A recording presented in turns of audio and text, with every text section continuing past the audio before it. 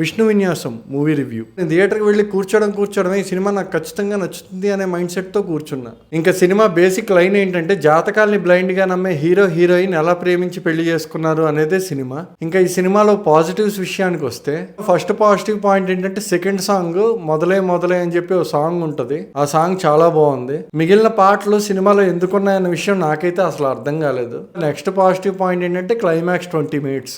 అంటే అక్కడ background score అవనియండి, కెమెరా వర్క్ అవనియండి, యాక్టర్ల పెర్ఫార్మెన్స్ అవనియండి, కథలో ఎమోషన్ అవనియండి, ఏదైనా కానీ ఇవన్నీ ప్రాపర్గా ఎగ్జిక్యూట్ చేశారు. నెక్స్ట్ పాజిటివ్ పాయింట్ ఏంటంటే ఈ సినిమా డ్యూరేషన్ 1 hour 57 minutes మాత్రమే ఈ సినిమా చూపించి జనాలు ఇంటికి పంపించేశారు. చాలా సంతోషం. ఇంకా ఈ సినిమా నెగిటివ్స్ విషయానికి వస్తే ఫస్ట్ నెగిటివ్ పాయింట్ ఏంటంటే శ్రీ విష్ణు గారు ఇంకా ఆర్టిఫిషియల్ కామెడీ చేయడం అనేది ఆపేయడం బెటర్. ఏదో కామెడీ చేస్తున్నారు, థియేటర్లో జనాలు నవ్వుతున్నారు. ఆ ఇన్స్టాగ్రామ్ లో రీల్స్ కింద పోస్ట్ చేయడానికి ఇన్స్టాగ్రామ్ వాళ్ళకి కొంచెం కంటెంట్ ఇస్తున్నారు.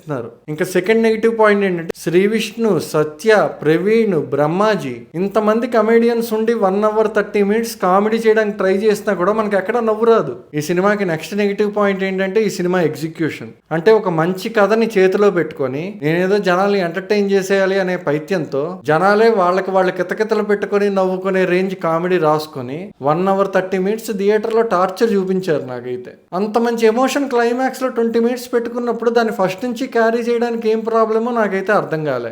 ఓవరాల్ గా విష్ణు విన్యాసం సినిమా ఎలా ఉంది అని నన్ను అడిగితే బిలో యావరేజ్ కి ఫ్లాప్ కి మధ్యలో ఉంది. శ్రీ విష్ణు గారే హీరోగా నెక్స్ట్ వీక్ మృత్యుంజయ్ అని చెప్పి ఇంకో సినిమా రిలీజ్ కి రెడీగా ఉంది. సో శ్రీ విష్ణు గారికి చెప్పాలనుకుంటుంది ఏంటంటే బెటర్ లక్ నెక్స్ట్ వీక్.